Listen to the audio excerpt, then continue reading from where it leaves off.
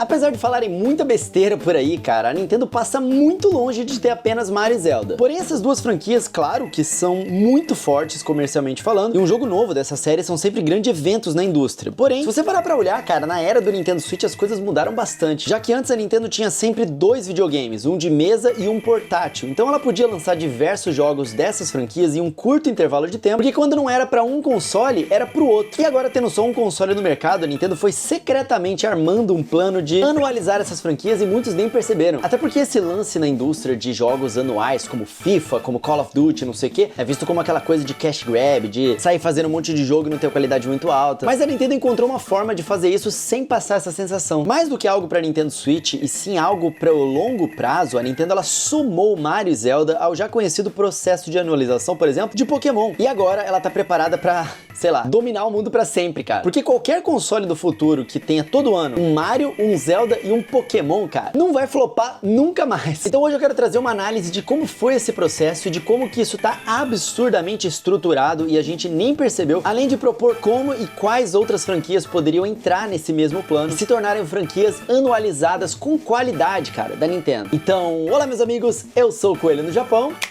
E toda semana eu trago um vídeo de debate e reflexão, misturando opinião, cara, com informação no nosso quadro Nintendo a Sério. O objetivo é que você que assiste até o final saia agregando algo novo pra você e a gente saia daquela discussão rasa que muitas vezes temos na internet. Se você curte esse tipo de vídeo, então deixa um likezão aí já agora no início e a sua inscrição é muito importante aqui pra fazer parte da comunidade e ativa o sininho de notificações, assim o próprio YouTube te avisa quando um novo vídeo desse sair, que a gente lança toda semana, com regularidade, né? Inclusive, regularidade é o tema desse vídeo, então vem comigo.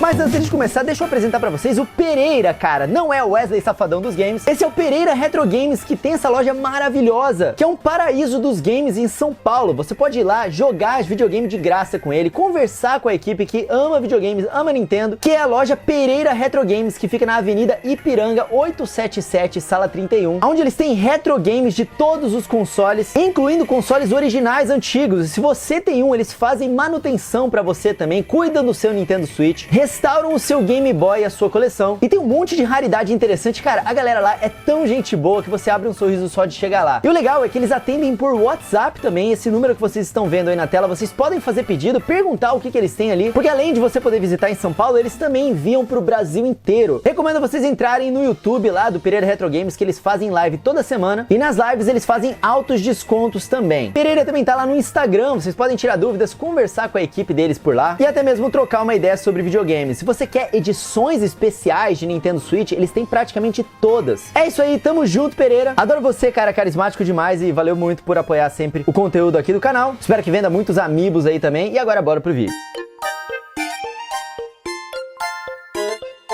Quando a gente fala de Pokémon, Mario e Zelda serem anuais, cara, isso não é exatamente literalmente todos os anos. Porque, por exemplo, esse ano não teve nenhum Pokémon, em 2022 não teve nenhum Zelda, mas é quase todo ano. Esse formato de lançamento frequente pode ser péssimo para uma franquia, levando ela a um declínio por ficar sobrecarregada, né? Então as pessoas, elas enjoam dessas séries. Mas a Nintendo conseguiu fazer um ciclo funcional, cara, e com isso fazer dinheiro infinito. Por mais que muitos reclamem de Call of Duty ser anual, o fato de ter 3 empresas produzindo a franquia e cada uma delas trabalhando dela em uma série diferente, faz com que, mesmo com críticas, a franquia esteja todo ano vendendo dezenas de milhões. FIFA utiliza desse argumento de atualizar times, além de adicionar uma coisa aqui e ali, um modo novo, etc. E funciona. A franquia vende também dezenas de milhões. Just Dance, então, nem se fala, né? Então a questão não é ser ou não anual. É como uma empresa consegue tornar uma franquia anual sem desgastar essa franquia. Voltando aqui pra Nintendo, existe sim um trio forte que se tornou praticamente anual, como eu falei, Pokémon, Mario e Zelda. Pokémon criou um ciclo funcional sozinho, e que eu já vou explicar pra vocês. Já Mario e Zelda, na verdade, já tinham um ciclo funcional antes, mas utilizando dois consoles diferentes, os portáteis da Nintendo e os de mesa. E aí no Nintendo Switch eles criaram um ciclo para um único console, o que fez isso ficar muito mais aparente. Vale lembrar que dos top 10 jogos mais vendidos do Nintendo Switch, os únicos jogos que não são desse trio são Animal Crossing New Horizons e Super Smash Bros. Ultimate. Ou seja, 8 dos 10 jogos mais vendidos têm o nome de um dos três presentes. presentes. E olha que no Smash não tem o nome, mas tem o rosto deles três, né? E nada é por acaso, então a Nintendo viu o potencial dessas franquias e foi trabalhando de uma forma inteligente, que eu já vou explicar pra vocês, pra torná-las anuais, para que esse trio, cara, garanta de forma cíclica o sucesso de um console e muitas vendas, porque este é um trio, cara, que vende videogame, sabe? Então se ela precisa vender, sei lá, X milhões de jogos todo ano, cara, tendo 2 jogos dessas franquias em um ano só, ela meio que já consegue esse número, e o que vier a mais acaba sendo um extra, além de deixar os fãs dessa série sempre abastecidos e satisfeitos com o videogame, e claro, já apetitosos aí pro próximo videogame, né? Mas como que ela faz isso é que é o grande tchan. Então eu vou explicar isso pra vocês franquia por franquia, porque cada uma faz de uma forma um pouco diferente, pra gente então poder supor quais são os outros que vão entrar nesses pilares anuais, né, de franquias da Nintendo.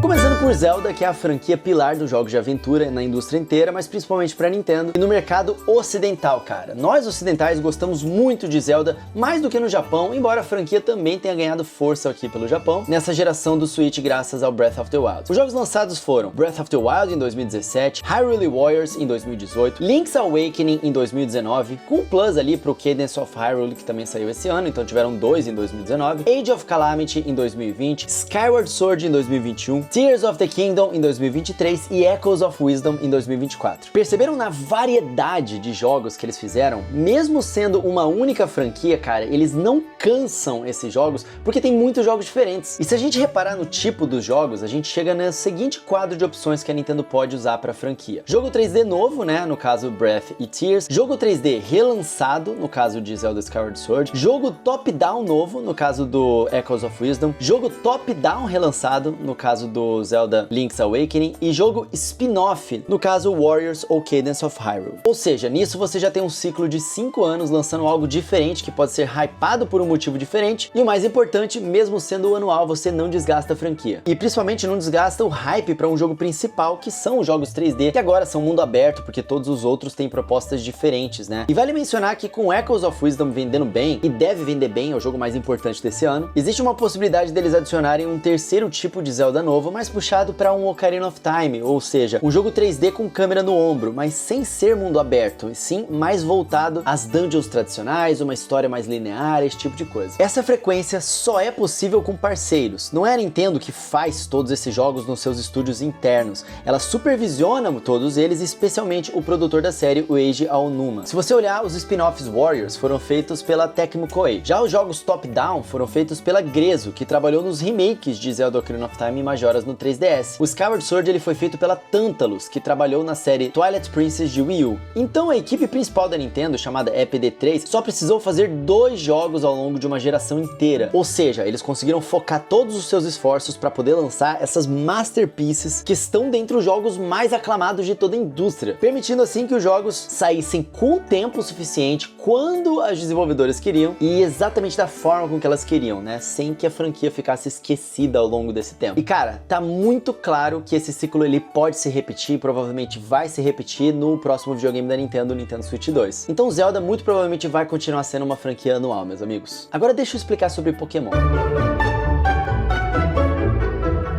Pokémon já era uma franquia praticamente anual já há muitos anos, né? Só que eles também criaram um modelo diferente disso nessa geração do Nintendo Switch. Jogos de geração, ou seja, os principais Pokémon, a gente teve apenas 2, o Pokémon Sword and Shield e o Pokémon Scarlet Violet. E ambos tiveram uma expansão no ano seguinte, uma expansão grande, né? O que contam como jogos novos, porque essas expansões, elas substituíram as antigas terceiras versões que tinham antigamente, tipo Pokémon Yellow, Pokémon Platinum, Pokémon Emerald, esse tipo de coisa, né? E só nisso de 2 jogos mais expansão já dá um ciclo de 4 anos. Além disso, a gente teve também o remake Chibi da 4ª geração, Pokémon Brilliant Diamond e Shining Pearl, e remakes originais com ligação com um jogo Pokémon GO, como o Pokémon Let's Go Eevee e Let's Go Pikachu. Além de também da nova série mais voltada a um jogador só, que é o Pokémon Legends, né? O Pokémon sempre foi sob troca, mas o Pokémon Legends é mais voltado para o single player. E aí a gente teve o Arceus em 2022 e em 2025 a gente vai ter o Pokémon Legends ZA. Então, cara, na próxima geração do Nintendo Switch ou nos próximos anos, Pokémon muito provavelmente provavelmente vai seguir esse ciclo aqui que eu vou falar pra vocês. Em um ano teremos um jogo novo, de uma geração nova, né? E aí no ano seguinte a expansão desse jogo. E aí no ano seguinte um remake de um jogo antigo. E aí no ano seguinte Pokémon Legends. E aí no ano seguinte um ano de descanso aí pra Pokémon. E aí no ano seguinte um jogo novo e o ciclo se repete. É um ciclo de 5 anos, cara. Então cada um desses jogos diferentes eles podem ter um ciclo de desenvolvimento de 5 anos, que é mais ou menos o tempo que se leva pra desenvolver um jogo AAA de alta qualidade hoje em dia. E isso eu não estou mencionando os spin-offs como Pokémon Unite, enfim. Porém, como sabemos, Pokémon tem sofrido com o problema de má otimização dos jogos, né? Isso porque, diferente de Zelda, a franquia ela não tem parceiros no desenvolvimento, sobrecarregando então a desenvolvedora Game Freak. Eles tiveram uma parceria no remake do Diamond Pearl com o estúdio Ilka, então quem sabe eles não estreitam mais os laços na próxima geração para terem mais braços e desenvolverem jogos com uma qualidade maior, além de repente chamarem um outro estúdio para poder ajudar na série de Pokémon Legends, por exemplo, esse tipo de coisa. É agora que a gente entra na galinha dos ovos de ouro da Nintendo, que é Mario, né, cara? Porque não só ele pode ter a franquia principal cíclica, como spin-offs também. Vamos falar primeiro da série principal de Super Mario. Bom, ela funciona basicamente como um Zelda, né? Um jogo 3D novo em um ano, que no caso do Nintendo Switch foi o Super Mario Odyssey. Aí um jogo 3D relançado, que no caso do Switch foi o 3D World plus Bowser's Fury. E aí no ano seguinte um jogo 2D novo, como o Super Mario Bros. Wonder. E aí no ano seguinte um jogo 2D relançado, que no caso do Switch foi um New Super Mario Bros. U. E aí no ano seguinte mesclando a série principal com um spin-off de plataforma, como por exemplo a série Mario Maker. Não exatamente nessa ordem, tá? Mas todo ano ter um lançamento dentro da franquia Super Mario. Novamente, cara, isso dá um ciclo de 5 anos, ou 6 anos se a gente considerar que vai ter uma pausa nesse meio aí, porque novamente, não é pra ser literalmente anual. Pode ter tipo um gap ali. A série Mario, ela costuma ficar na Nintendo, porém com times diferentes, né? Os jogos 3D com a EPD8, né? O nome do estúdio é esse, e os jogos 2D com a EPD10. Desse jeito, cada estúdio entrega um jogo novo ou um remaster, que normalmente os remasters da Nintendo vêm com algum conteúdo original incluído. E pronto, temos jogos anuais do Super Mario e provavelmente isso vai continuar acontecendo no Nintendo Switch 2.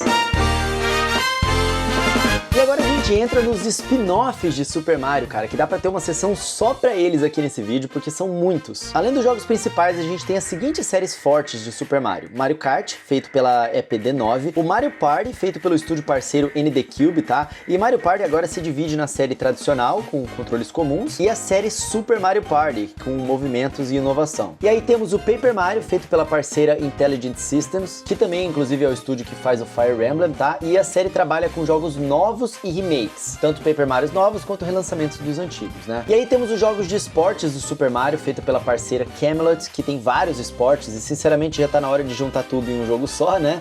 Porém, de forma separada, temos o futebol, que é o Mario Strikers. Esse aqui não é feito pela Camelot, esse é a exceção feita pela Next Level Games, que é da Nintendo, tá? A Next Level agora a Nintendo comprou eles, então eles não são um estúdio parceiro, é um estúdio interno da Nintendo agora. E a carta secreta na manga, que é o Mario Luigi, que voltou agora, né, com a série estreando no Switch com um jogo novo, o Mario Luigi Brothership, mas a gente não sabe ainda quem que tá desenvolvendo esse jogo, mas essa série ela representa a linha RPG do Mario, né? E nisso, galera, a gente já tem 7 jogos por geração só de spin-offs, contando 2 party games, mas no Switch teve 3, né, no caso, 2 Paper Marios e um jogo de esporte só. Mas sabemos que lança vários, né? Então, se você for parar pra pensar, a franquia do Mario, ela é mais do que anual se você considerar os spin-offs. E se isso não fosse suficiente, pois é, temos os jogos também da turma do Super Mario, que são jogos diferentes para cada personagem, né, do Super Mario, como o Donkey Kong, o Luigi. E a tendência tem sido mudar a gameplay, cada um desses jogos ser bem diferente e realmente serem uma série única, né? Luigi's Mansion, que é o jogo que é uma sátira de survival horror com caça-fantasmas e fica com a Next Level Games também. E aí temos agora o Princess Peach e o Yoshi, que ficam com a parceira Good Feel. A série WarioWare, que é a série de minigames bizarros e fica com a Intelligent Systems, tá? E sim, esses caras trabalham muito mesmo. Temos a série Donkey Kong, que... Ih, rapaz, bom... Em tese, né, fica com a Retro Studios, que tá fazendo agora o Metroid Prime 4, mas rumores de que eles têm buscado outro estúdio interno ou parceiro, né? Afinal, a Retro anda ocupada com o Metroid e por isso, aparentemente, o gorilão anda sumido aí com jogos novos. Então, Donkey Kong tá perdido aí com um jogo novo desde, acho que era 2014. O Toad, ele teve o jogo do Captain Toad, Treasure Tracker, né, pela EPD8, que é o mesmo estúdio que faz o Super Mario Odyssey, mas parece ter sido um jogo pontual para poder aproveitar o trabalho feito no Mario 3D World, né? Porque essa gameplay, ela veio de um minigame do Super Mario 3D World. Talvez eles façam isso de novo, talvez chamem alguém pra poder fazer, mas talvez nunca tenha uma sequência também. E nisso, tome mais uma sequência de jogos anuais, cara. A Nintendo, ela realmente consegue abastecer um console sozinha com jogos de qualidade, cara. Os caras são bons no que eles fazem.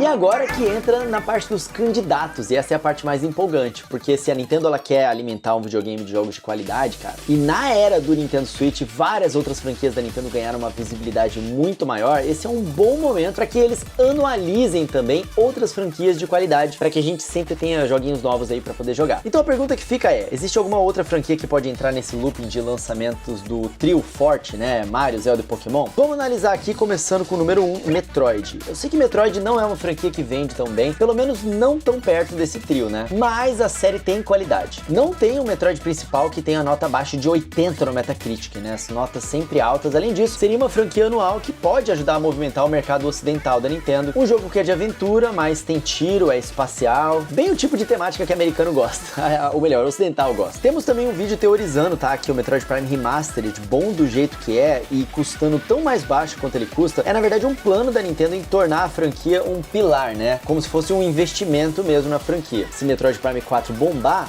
bom, quem sabe? Se fosse, a gente teria como um ciclo geracional, um Prime novo em um ano, né, feito pela Retro Studios, um Prime relançamento, também feito pela Retro Studios, um Metroid 2D novo, feito pela Mercury Steam e EPD7, um jogo 2D relançamento feito pela essa mesma dupla, e assim teríamos um ciclo de 4 anos aí. Quem sabe o ciclo de Metroid, em vez de ser um ciclo anual, podia ser um ciclo bienal, talvez? Se a Team Ninja, que pertence a Tecmo Koei e fez Nioh, Wolong e Ronin, topasse voltar com a série Metroid Other M, que é um jogo 3D em terceira pessoa, cara, seria mais uma subsérie para poder complementar. E tem um spin-off de Metroid Prime que o pessoal xinga, mas é bom sim, cara. Se chama Federa, que é o Metroid Prime Pinball, tá? Tudo bem, essa foi só pela trollagem mesmo, mas eles existem. Mas assim, Retro Studios hoje em dia tem muitos especialistas em jogos multiplayer online, né? A Nintendo ela contratou muitos profissionais que fizeram GTA, Battlefield, Halo, e por isso eu particularmente acho que Metroid Prime 4 vai ter um multiplayer online bem robusto, mas pode ser também que eles lancem um jogo separado, né, um Metroid Prime 4 de repente para single player e um separado só para multiplayer online, um segundo jogo, tipo foi o Federation Force, que é mais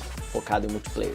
Sei lá, vai que eles fazem isso. É uma possibilidade também. Aí seria um ciclo de 5 anos, um jogo por ano. A franquia Xenoblade, cara, por incrível que pareça, também pode ser uma dessas franquias que vão se tornar anuais. Usando o mesmo argumento da qualidade e ser um pilar com um público específico, né, no caso os RPG japoneses maduros, Xenoblade já foi quase que anual na era do Nintendo Switch, já que tanto o Xenoblade 2 quanto o 3 tiveram uma expansão grande um ano depois. Além disso, tivemos o remaster do primeiro, ou seja, 5 anos com conteúdo todos os anos. Porém, a série também tem uma franquia spin-off chamada Xenoblade Chronicles X, e essa tá faltando ainda no Suitão, e particularmente é uma série muito pedida, porém exige mais poder de hardware, né? Então podemos ter, por exemplo, em um Switch 2, um ano um Xenoblade Chronicles 4, aí no ano seguinte uma expansão pra ele, aí no ano seguinte um Xenoblade Chronicles X2, e aí no outro ano uma expansão pra ele, e aí no outro ano, de repente, um Xenoblade Chronicles 1 remasterizado, sei lá. E aí no outro ano, cara, pra muitas pessoas, Xenoblade deveria ser a próxima série a ter um jogo Warriors. Pois é, isso daria um ciclo de 6 anos de conteúdo, porém o estúdio que faz a série, a Monolith Soft, ele ainda ajuda jogos como o Zelda, a Splatoon, Animal Crossing, então fica um pouco difícil pedir pra eles tanto conteúdo assim, enquanto eles ainda estão ajudando nessas franquias, né? E pra finalizar, tem mais duas coisas importantes, começando com Animal Crossing. Essa pode ser uma franquia que a Nintendo pode anualizar ela de uma forma inteligente. Esse é um jogo que não necessariamente lançaria jogos anuais especificamente, mas conteúdos anuais. Animal Crossing New Horizons se tornou o segundo jogo mais vendido do Nintendo Switch, cara. E a Nintendo lançou apenas uma expansão pra ele. E apenas isso durante toda a vida, que foi a Happy Home Designer, né? Que muda o gameplay do Animal Crossing ao te dar um trabalho de decorador de casas fora da sua ilha.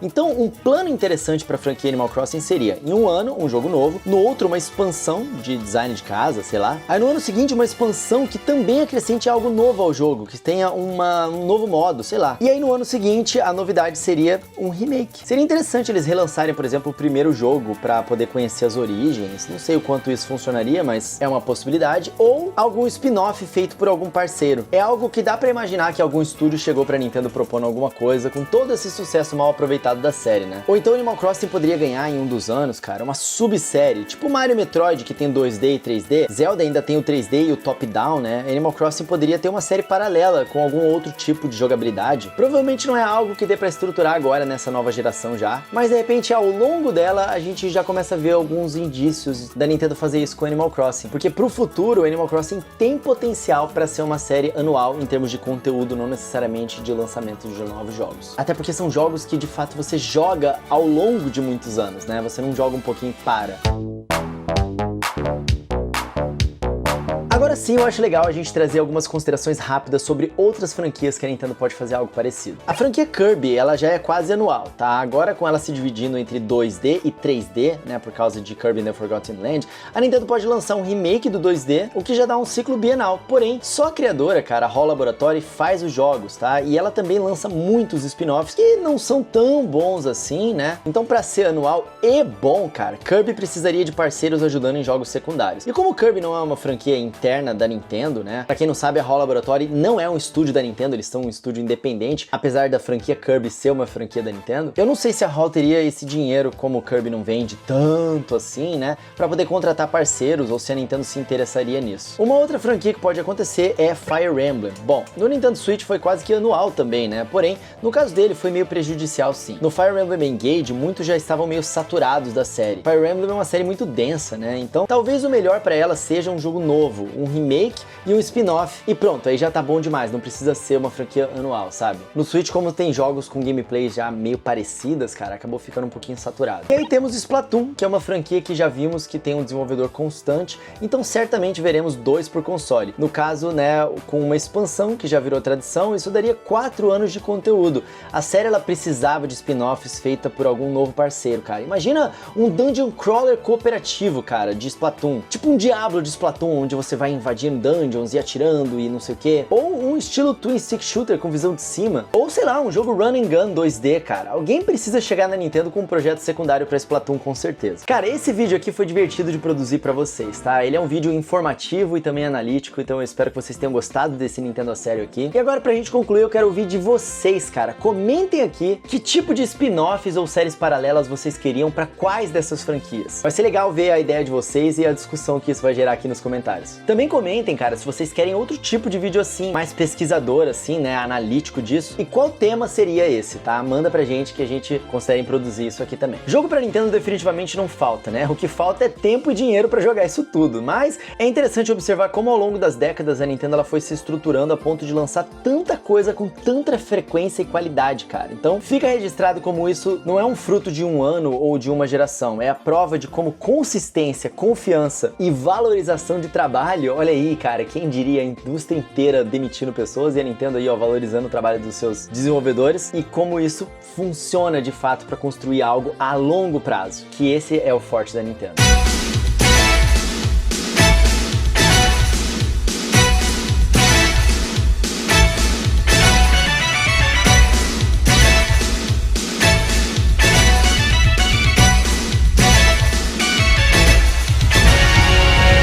Meus amigos, foi o Nintendo Série de hoje, eu espero que vocês tenham gostado. Lembrando, deixa aquele likezão pra ajudar o vídeo a chegar até mais pessoas no algoritmo do YouTube decolar aí. Deixa aquele seu hype também aqui nos comentários. E se inscreva aqui no canal caso você não esteja inscrito ainda, cara. Tem muita coisa legal que a gente vem lançando. É importante ter o sininho de notificações aqui nesse canal por causa dos diferentes quadros que a gente lança. E tem vários vlogs também que eu tô lançando agora aqui no Japão, tá bom? Recomendo vocês chegarem lá nas minhas redes sociais e me seguirem por lá. É @RodrigoCoelhoC, lá no Instagram, no TikTok, no Telegram. Tem muita coisa que eu tô lançando pra vocês no Instagram, então não deixem de me seguir por lá, é importante. E de entrarem nos grupos do Nintendo Barato que estão aqui na descrição, na hora de comprar algum jogo ou fazer sua pré-venda, cara, eu sempre indico onde que tá mais barato nos grupos do Nintendo Barato. Tem lá no WhatsApp, no Telegram, no Instagram, então onde for mais conveniente pra vocês, tá bom? Eu deixo vocês informadinhos lá. E claro, se você estiver por São Paulo, vai lá visitar o Pereira, cara, a loja dele é muito divertida, o cara é fera também, tenho certeza que vocês vão gostar bastante. Tenta vencer dele no Mortal Kombat aí, depois me avisam se vocês conseguiram levar uma surra igual eu. Dito isso, meus amigos, como eu sempre digo, sejam gentis com as pessoas, porque isso é o mais importante de tudo. E agora sim, eu vou ficando por aqui. Nos vemos no próximo vídeo. Um tapa na pata do coelho pra dar sorte. E até a próxima. Valeu! Dá uma olhada só nesse ônibus. Tudo de anime, cara. O pessoal tava sentado aqui esperando o ônibus. E ele chega. Todo decorado. Caraca, cara, não tava esperando isso. Eu não tinha reparado que aqui era um ponto de ônibus. Pra quem não tá ligado, eu tô aqui na frente do museu da Nintendo, esperando minha vez. E, bom, não sei quando que vai sair esse bônus, mas o vídeo vai sair muito em breve nas minhas redes sociais, já tá lá. Então me segue lá, @RodrigoCoelhoC. Eu sei que eu já pedi isso no final do vídeo, mas entra lá no Instagram, porque muitos de vocês eu não conseguiram, estão perdendo. Tem muita coisa legal aqui no Japão, cara.